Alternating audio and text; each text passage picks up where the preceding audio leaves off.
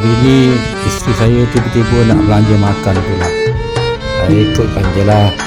Jadi tersampai pula di telapak Rumbawi, Sepri, Rembau.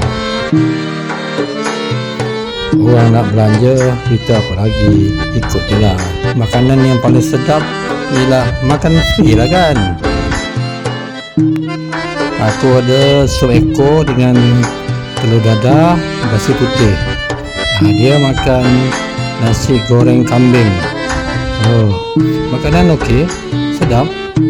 Dan puas hati lah kat sini. Di samping pemandangan sekitar tu memang cantik. Nampak gunung ganang, kawasan kampung pendalaman. Jadi suasana pun memang bagus. Tempat ni pun memang viral dalam TikTok. Tu yang nak try tu. Alhamdulillah okey. Sementara duduk-duduk tu, aku pun tanya lah, mana ambil duit belanja abang ni?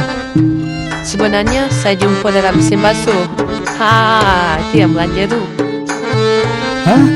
Patutlah duit aku yang hilang tu cari tak jumpa. Dia dapat rupanya. Habislah.